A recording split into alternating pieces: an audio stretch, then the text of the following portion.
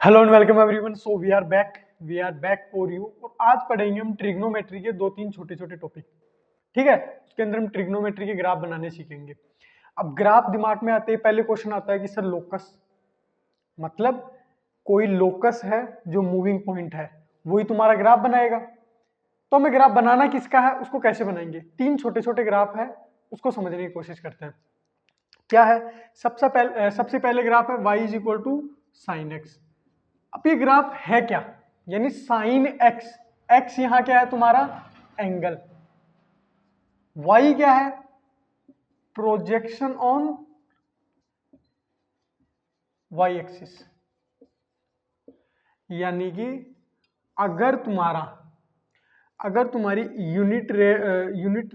Unit length की rod ऐसे rotate कर रही है ना, और किसी एंगल एक्स पे, ठीक है, एंगल एक्स है ना यहाँ, इसलिए एक्स मतलब एक्स एक्सिस की डिस्टेंस नहीं है, एंगल एक्स है। जैसे x is equal to 30 degree हो सकता है। ठीक है, उस पे जो छाया है वाई एक्सिस पे, इसके करस्पॉन्डिंग ये छाया है तुम्हारी साइन एक्स। आ गया समझ में? यानी कि अगर एक लेंथ है तो एक से कम बनेगी ना। देखो एक तो पूरी की पूरी छाया यहाँ पे 90 पे बन जाएगी, इसीलिए साइन 90 की वैल्यू 1 होती है। यहाँ किसी भी एंगल एक्स पे जो छाया है वो तुम्हारा साइन एक्स है। अब ट्रिग्नोमेट्री इतनी थोड़ी बहुत तुम्हें आनी चाहिए। अगर तुमने नहीं देखा है तो इसकी लिंक जो है मैं डिस्क्रिप्शन बॉक्स में डाल दूंगा, अच्छे से देख लेना। ठीक है, ट्रिग्नोमेट्री का मतलब तो पता होना चाहिए। तो इस चीज को समझो। मैं क्या कर रहा हूं, ग्राफ का मतलब क्या है? एक मूविंग पॉइंट है जो मूव करते करते तुम्हारा पूरा ग्राफ बना दे। ठीक है, अब इधर देखो, सपोज यहां है ना, तुम्हारी रोड शुरुआत में यहां है, तो छाया कितनी बन रही है? 0। यहां है तो तुम्हारी जो छाया बन रही है थोड़ी कम बन रही है, लेकिन जैसे जैसे 90 की तरफ जाते हैं तो छाया बढ़ती जाती है। ये छाया, ये लेंथ है ना, बढ़ते बढ़ते पूरी 1 हो जाती है। उसके बाद क्या होती है? जैसे एंगल बढ़ाओगे अब छाया थोड़ी कम होने लग जाएगी, क्योंकि वाई एक्सिस पे छाया लेनी है, इस तरफ से छाया लेंगे तो अब यहाँ पे और भी कम हो जाएगी, यहाँ पे और भी कम हो जाएगी, यहाँ पे और भी कम हो जाएगी, यहाँ पे और भी कम हो जाएगी। यानी पहले बढ़ी फिर कम हो गई जैसे जैसे एंगल बढ़ रहा है। यानी पहले तो छाया बढ़ी 1 हुई, फिर 1 से कम होना शुरू हो गई, है ना, लेकिन एंगल अभी भी बढ़ ही रहा था। देखो एंगल अभी भी बढ़ ही रहा था। अब एंगल बढ़ाएंगे तो क्या हो जाएगा? यहां पे वापस 0 हो गई, फिर वापस नीचे की तरफ बढ़ेगा, नीचे की तरफ कम होगा। यानी जो मूविंग पॉइंट है हमारा ग्राफ अगर एक्स एक्सिस की तरफ, यानी y is equal to sine x, इसका ग्राफ बनाना पड़े मुझे कभी, तो मैं क्या देख रहा हूं कि जैसे जैसे एंगल बढ़ते जा रहा है, तुम्हारा प्रोजेक्शन पहले तो बढ़ रहा है। जैसे जैसे एंगल मतलब ये एक्स एंगल है ना, जैसे जैसे एंगल बढ़ रहा है, मतलब जैसे जैसे एक्स बढ़ रहा है यानी एंगल बढ़ रहा है, वैसे वैसे पहले तो वैल्यू मैक्सिमम होती है, फिर कम होती है, फिर नेगेटिव की तरफ जाती है, फिर बढ़ती है। यानी ऐसी कोई ग्राफ बनेगा। ठीक है, इसको समझेंगे कैसे? देखो जैसे जैसे एंगल बढ़ते जा रहा है, वैसे वैसे मतलब जैसे जैसे टाइम बढ़ा रहा हूं मैं, टाइम बढ़ रहा है, बढ़ रहा है, बढ़ रहा है, बढ़ रहा है। टाइम जैसे मैं बोलूं टी इक्वल टू 0 पे हमने रोड घुमाना शुरू किया, टी इक्वल टू 0 पे घुमा रहे हैं और एंगल भी बढ़ता जा रहा है। एंगल बढ़ रहा है ना, टी इज इक्वल टू 0 पे सपोज यहां था, फिर टी इज इक्वल टू 1 पे, 2 पे, 3 पे, 4 पे। समझ में आएगा? मतलब ये घूमता जा रहा है इस तरीके से, ये रोड तुम्हारी घूमती जा रही है और उसके करस्पॉन्डिंग जो साइन थीटा की वैल्यू है, यानी जो रेशियो है, यानी जो प्रोजेक्शन ऑन वाई एक्सिस है, वो किस तरीके से चेंज हो रहा है उसको देखेंगे। तो एक दिमाग लगाओ, इसकी छाया क्या कर रही है? यहां पे थी, ये छाया क्या कर रही है? पहले यहां थी, जैसे रोड यहां थी तो ये यहां थी, फिर यहां थी, फिर यहां थी। तो ये छाया किस तरीके से जा रही है? पहले ऊपर जा रही है, देखो पहले यहां, फिर यहां, फिर यहां, फिर यहां। तो पहले तो ऊपर जा रही है, फिर इधर से देखेंगे वापस, फिर वापस नीचे आएगी। अब जैसे यहां आएगी, ये तुम्हारी रोड यहां आएगी तो यहां आएगा, यहां आएगी तो यहां आएगा, तो वापस बढ़ना शुरू होगा नीचे की तरफ। तो ऐसे लग रहा है कि छाया पहले तो ऊपर जाती है, मतलब ये छाया की जो लंबाई है ना, ये बढ़ती है, वापस कम होती है, 0 हो जाती है, फिर बढ़ती है, फिर कम होती है। तो मेरे को ऐसे लग रहा है कि जैसे जैसे एंगल बढ़ रहा है वैसे वैसे ऐसे ऐसे हो रहा है। तुम्हारी जो छाया की लंबाई है ना इस सेंटर से, पहले बढ़ती है, फिर कम होती है, फिर नीचे की तरफ जाती है, फिर बढ़ती है, फिर कम होती है। तो ऐसे ऐसे कुछ हो रहा है। इसको सिंपल हार्मोनिक मोशन भी बोलते हैं, है ना। ये पूरा टॉपिक करके है, ओसिलेशंस करके नाम करके पूरा चैप्टर है। उसमें पढ़ते हैं इस चीज़ को अच्छे से, तो वहाँ भी इस चीज़ को वापस रिकॉल करेंगे, है ना। इसीलिए मैं यहीं पे तुम्हारा थोड़ा सा फंडामेंटल अच्छे से क्लियर कर रहा हूँ, वहाँ दिक्कत ना आए, ठीक है। तो ये जो छाया है, इस छाया की जो टिप है ना, ये पूरी मतलब ये जो पूरी लेंथ है शेडो की उसकी बात नहीं कर रहा, ये जो टिप है ना, टिप ये क्या कर रही है, पहले 0 पे थी तो टिप क्या कर रही है, एक मोशन कर रही है ना, आगे पीछे। तो अगर इस मोशन को बढ़ते हुए, ये देखो एक ही लाइन में कर रही है ऊपर नीचे, लेकिन इसको अगर एक डायमेंशन के साथ देखेंगे, ये एक लाइन में है, लेकिन ये टाइम के हिसाब से या फिर एंगल बढ़ते हुए एंगल के हिसाब से किस हिसाब से चेंज हो रही है उसको समझेंगे। अब देखो ये 3D मतलब थोड़ा सा विजुअलाइज करने की चीज है, इसलिए ये ऐसे समझ में नहीं आएगी कि ऐसे ऐसे मूव कर रहा है। अगर देखो ऐसे ऐसे मूव कर रहा है और इसको मैं एक डायमेंशन और दे दूं, मतलब ये मेरा हाथ ऊपर नीचे भी होना चाहिए और आगे भी चलना चाहिए, एंगल आगे चल रहा है ना, एंगल बढ़ रहा है, तो भी मेरा हाथ ऐसे ऐसे भी चलना चाहिए और आगे भी चलना चाहिए। तो देखो किस तरीके का मोशन होगा, तो एक वेव सा बन गया। अब इस चीज को मैं समझा नहीं पा रहा हूँ, तो मैं क्या करता हूँ, मेरे पास एक दूसरा फोन और है, उससे मैं क्या करूँगा, एक एनिमेशन वीडियो है, एनिमेशन तो नहीं है उसमें, मतलब एक शायद यूनिवर्सिटी कहीं का है वो वीडियो, उसको देखेंगे अच्छे से, वहाँ से समझ में आएगा हमें कि ग्राफ बनेगा कैसा। अभी देखो अंकल आएंगे, इसमें ये बता रहा है कि ये रोल ऑफ पेपर है, ये मतलब पेपर को रोल करेंगे इस हिसाब से कुछ बता रहा है। तो ये देखो एक एक मशीन है ना, ऑसिलेटर है, जिसको ऊपर नीचे करके ये क्या करेंगे, ऐसे मतलब ये मोशन करता रहेगा। ये जो छाया कर रही है ना इस मोशन को, जब इस मोशन को आगे बढ़ते हुए किसी प्लेन में देखते हैं ना, तो एक ग्राफ बनता है, दिख रहा है, समझ में आ रहा है, समझ में, ऐसे साइड में वेव बनती है। अब ये पूरी वेव बनेगी, है ना, इसका कैसा नेचर होता है, क्या नेचर होता है, ये बना कैसे, वो इंपॉर्टेंट था। ये समझ में आ गया तो तुम्हें एसएचएम में भी कोई दिक्कत नहीं आएगी। तो इसको साइड में रख देते हैं और समझते हैं फिर।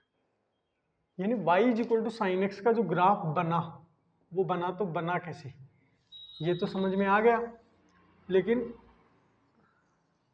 ऐसी ऐसी वेव बन रही है, ठीक है। ये y है और ये एंगल रखते जा रहे हैं x, आगे समझ में, y is equal to sine x, ऐसा कोई ग्राफ बन रहा है। यहाँ पे देखने वाली चीज क्या है, ये 0 है, जब एंगल 0 था तो छाया कितनी है 0, वाई एक्सिस पे छाया देखनी है तो 0। जब एंगल यहाँ कोई भी एंगल बीच में था, ठीक है, तब कितना था, कुछ भी एंगल थी, मतलब कुछ भी थी छाया, लेकिन मैक्सिमम देखो 90 पे, 90 डिग्री पे मैक्सिमम आ गया, यानी ये तुम्हारा कितना आ गया 90 डिग्री, मैक्स टू मैक्स इतना गया। उसके बाद देखो, उसके बाद कम होना शुरू होगी, वैल्यू कम होगी, कम होगी, कम होगी, डिक्रीज करेगा, हाँ डिक्रीज कर रहा है, छाया की लेंथ डिक्रीज कर रही है, ठीक है। ये पाई बाई टू या फिर इसको 90 डिग्री भी बोलते हैं। ये पाई पे क्या आ गया वापस 0, पाई बोलो या 180, कम होते होते फिर वापस नीचे गया, तो नीचे की तरफ बढ़ेगा। देखो नीचे की तरफ छाया बढ़ तो रही है, लेकिन नीचे की तरफ ये कितना आ जाएगा, ये पाई हो गया, ये 3 पाई बाई 2 और 270 डिग्री, ठीक है। यहां तक आ गया। अब वापस यहां से यहां वापस बढ़ेगा 0 की तरफ, वापस 0 आ जाएगा, ये कितना हो जाएगा 2 पाई 360 डिग्री, आ गया समझ में। तो ये एक कंप्लीट साइकिल हो गई। उसके बाद 360 के बाद हमें पता है एंगल तो बढ़ रहा है ना, मतलब रोटेशन तो तुम्हारा बढ़ रहा है, लेकिन रिपीट होना शुरू होगी चीजें। तो ये ग्राफ कैसे बनेगा, ऐसे आगे तक, लेकिन मेन ग्राफ कितना है अपना, इतना था, यहां तक। उसके बाद कट कॉपी पेस्ट, आ गया समझ में। तो कितने वैल्यू के बाद में अपने आप को रिपीट करता है, 2 पाई एंगल के बाद में, यानी 360 के बाद में, एक चक्कर के बाद में, आ गया समझ में। तो इसको थोड़ा पीरियोडिक ग्राफ भी बोलते हैं। पीरियोडिक मतलब एक फिक्स इंटरवल के बाद ये ग्राफ अपने आप को रिपीट करता है, रिपीट कर रहा है ना, cut copy paste, cut copy paste, आ गया समझ में। तो ये आ गया अपना y is equal to sine x का ग्राफ। अब cos x का भी वैसे ही देखेंगे। अब इधर देखो, उसके लिए अगर साइन x का आ गया तो cos x का भी आ जाएगा। साइन x क्या था, साइन एक्स में जो छाया थी वो वाई एक्सिस पे थी, है ना। कोस एक्स में जो छाया होगी वो कहाँ होगी, एक्स एक्सिस पे। एक्स एक्सिस पे जो छाया है वही तुम्हारा क्या है, कोस एक्स, ठीक है। मतलब एक्स मतलब कोस थीटा मान लो उसको। तो ये ग्राफ शुरू कहाँ से होगा, जैसे 0 डिग्री पे, है ना, एक्स की वैल्यू 0 डिग्री है, तो कोस एक्स की वैल्यू क्या आ रही है 1, यानी 0 डिग्री पे, 0 डिग्री पे तुम्हारा आंसर कितना आना चाहिए 1, मैक्स टू मैक्स, ठीक है। और मिनिमम कितना आना चाहिए, देखो यहाँ पे शुरू कहां से किया इसने, 0 से, कि साइन का मतलब वाई एक्सिस पे प्रोजेक्शन, वाई एक्सिस पे प्रोजेक्शन 0 से शुरू हो रहा है, 0 से पहले बढ़ा फिर कम हुआ, लेकिन ये तो शुरू ही 1 से हो रहा है, शुरू ही 1 से हो रहा है। तो ऐसे लग रहा है कि यही ग्राफ बनेगा, क्योंकि ये ग्राफ भी छाया ही करेगा, मतलब इसकी जो छाया है ना वो भी एसएचएम ही करेगी, ऊपर नीचे सिंपल हार्मोनिक मोशन। देखो कैसे करेगी, अब ये ऊपर से करेगी, ऊपर चलेगी ऐसे ऐसे ऐसे ऐसे ऐसे सेम टू सेम, यहाँ तक बढ़ेगी कम होगी, ऐसे ऊपर नीचे करेगा सेम टू सेम।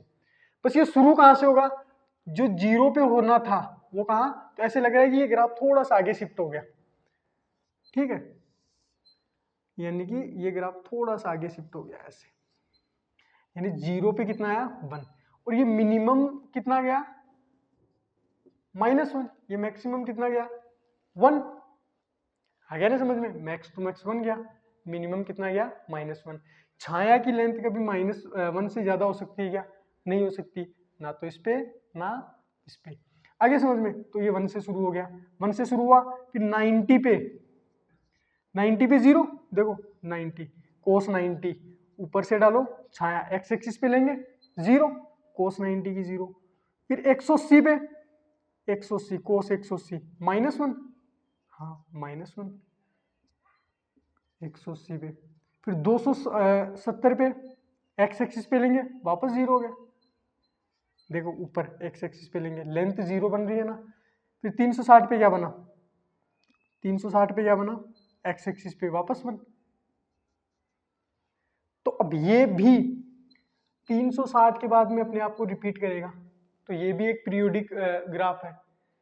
इसका पीरियड कितना है, पीरियड मतलब कितने टाइम के बाद में अपने आप को रिपीट करेगा, कितनी वैल्यू के बाद में, 360 के बाद में, ठीक है। 360 के बाद में कट कॉपी पेस्ट, देखो ये यहाँ तक है, फिर वापस यहीं से शुरू हो गया, तो ये ऐसे शुरू होता है, फिर यहाँ तक मैक्सिमम, फिर ऐसे, आगे समझ में। तो मुझे तो ये लग रहा है कि साइन एक्स का आ गया तो कोसेक्स का अपने आप आ गया, बस कोसेक्स में बढ़िया चीज क्या थी कि ये 1 से शुरू हो रहा है, हाँ 1 से ही शुरू होगा, कोस 0 की वैल्यू 1, तो 0 पे कितना आना चाहिए 1, ठीक है, और बनता ये भी वैसे ही है ना, ऊपर नीचे करके, आगे समझ में।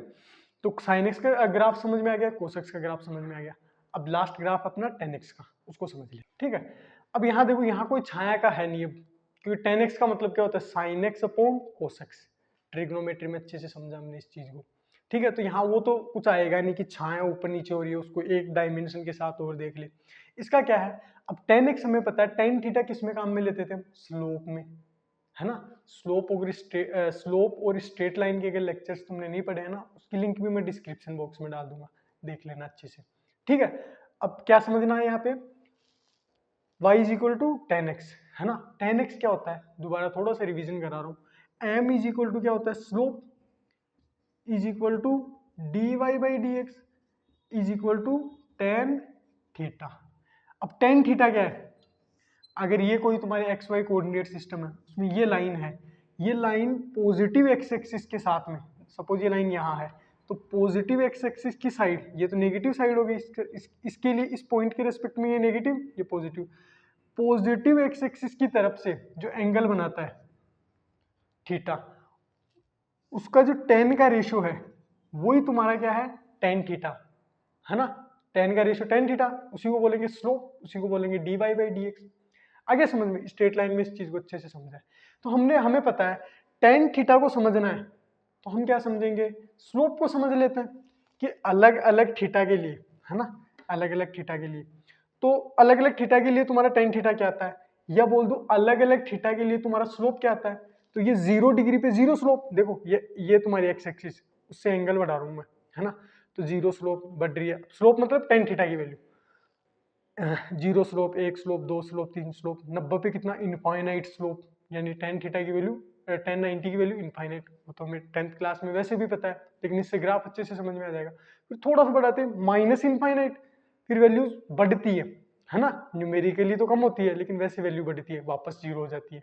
ठीक है, तो इसको मैं एक बार ग्राफ से समझाता हूँ, इसका सीधा ग्राफ देखते हैं, उससे समझ में आ जाएगा हमें। इधर देखो, ये देखो ऐसे जा रहा है ग्राफ, ये डैश डैश इसलिए बनाया है कि यहाँ पे एक वर्टिकल लाइन होती है, ये लाइन है नहीं, मतलब ये जो लाइन है डैश डैश, ये इस ग्राफ का हिस्सा नहीं है, ये बताने के लिए कि ये इनफाइनाइट को जा रही है, ये माइनस इनफाइनाइट को जा रही है। देखो जैसे जैसे स्लोप बढ़ा रहा हूँ, यानी जैसे जैसे एंगल बढ़ा रहा हूँ, वैसे वैसे स्लोप बढ़ रही है।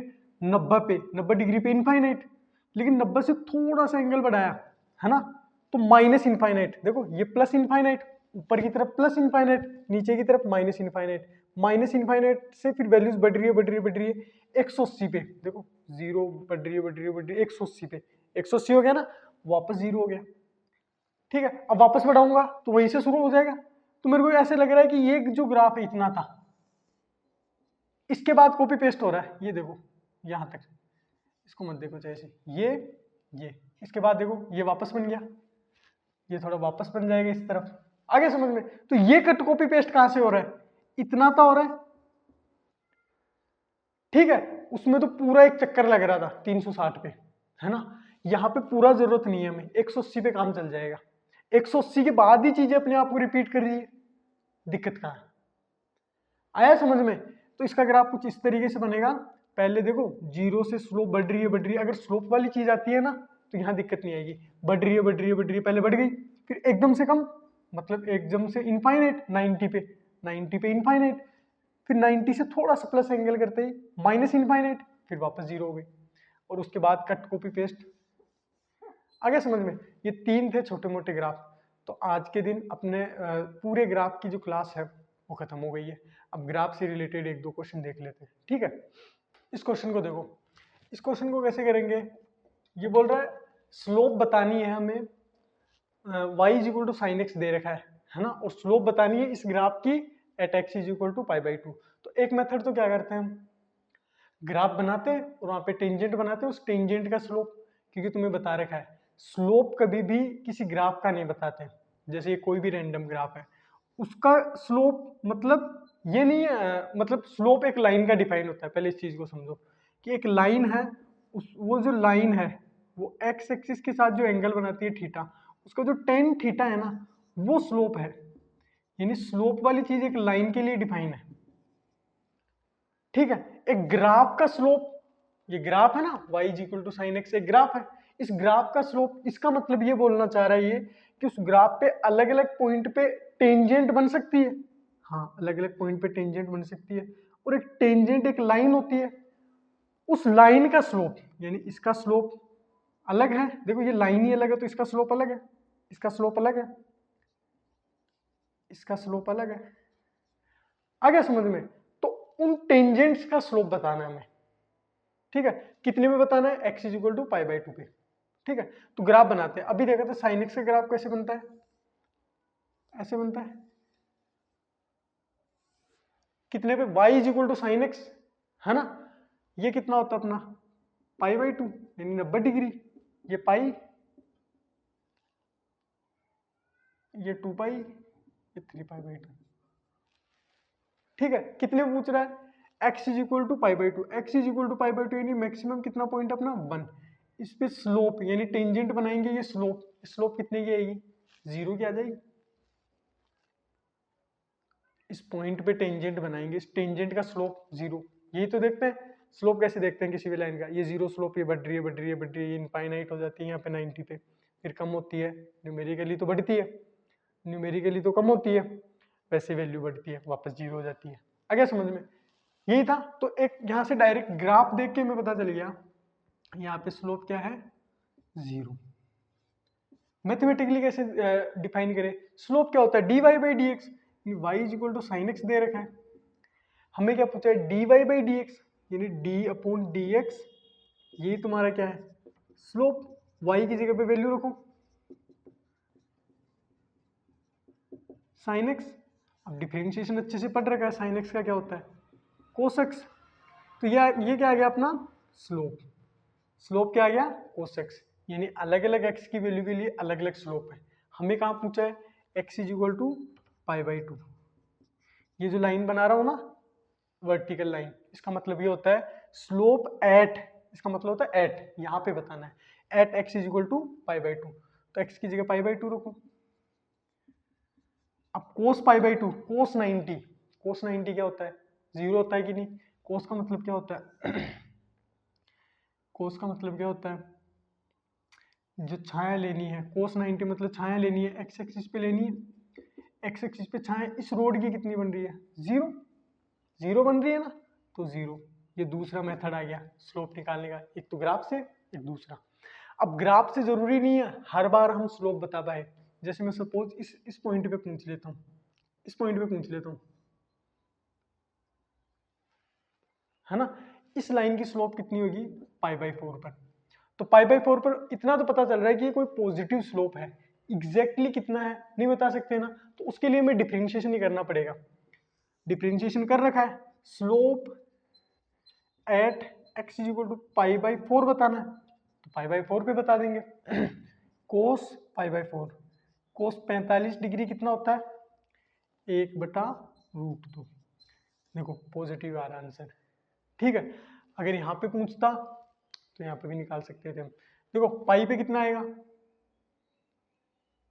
पाई पे निकाले, पाई मतलब एक्स की वैल्यू जब पाई है यहाँ पे टेंजेंट बनाएंगे तो ये नेगेटिव स्लोप आएगा। नेगेटिव, अब नेगेटिव में कितना आएगा ये नहीं पता ना हमें यहाँ से भी निकाल सकते हैं slope at x is equal to pi.